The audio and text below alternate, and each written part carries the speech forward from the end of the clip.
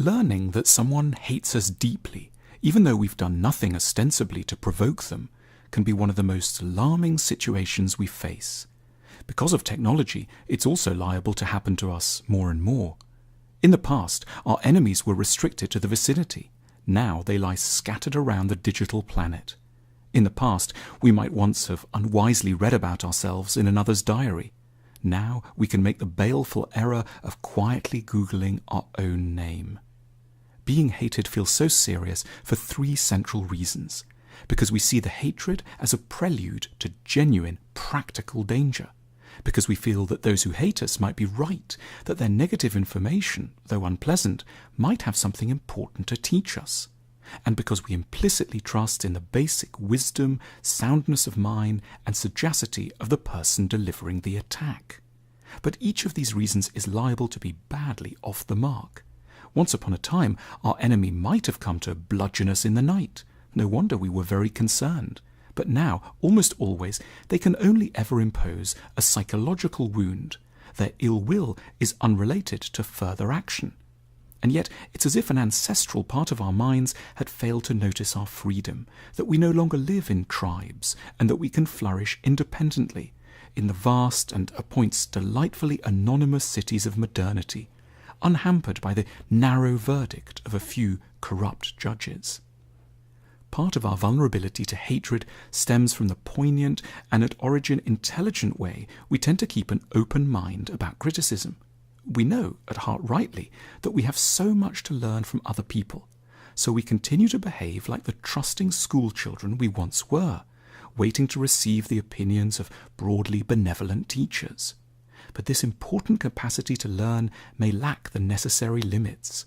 What starts off as a virtue can in time lead to a desperate, unnecessary vulnerability to any incoming information, and eventually a kind of madness as we leave ourselves open to attack by those who plainly don't have our best interests at heart.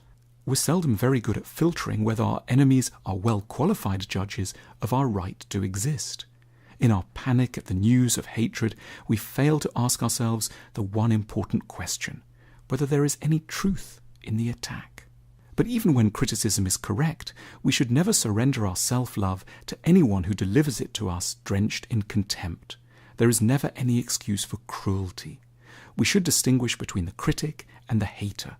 Whereas the critic limits the psychological significance and fallout of their point of contention, the hater takes a small point of disagreement as a way of access to deliver a wholesale, bitter condemnation of us as human beings. There is a vast difference between declaring, "You're full of bullshit," and clearing the throat to say, "I think you're mistaken on this point." The first move suggests that your error is a consequence of a fundamental rottenness. The second leaves open that you could be an honourable soul who just happens to be, like so many of us, understandably confused on a complicated issue. We should ultimately trust that anyone who deliberately harms us must be a highly damaged and therefore unreliable witness. We should not continue to believe that they may be frustrated but clever, like an exasperated but fundamentally wise teacher motivated by a pursuit of the truth, however roughly handled. If one was truly wise, insightful, and mature, one could never want to make another person collapse internally. The desire to hurt a stranger can only have big and troubled explanations behind it, something distorting their judgment and stripping them of the right to destroy our self-confidence with impunity. None of us are blameless. We all have so much growing up to do. A distinct openness to criticism is key to our self-development. But we should aim for a confident distinction between the hater and the critic. We should be worried only by our genuine flaws, and otherwise forgive the injured, roaring beasts who seek to punish us for their own unavowed sorrows.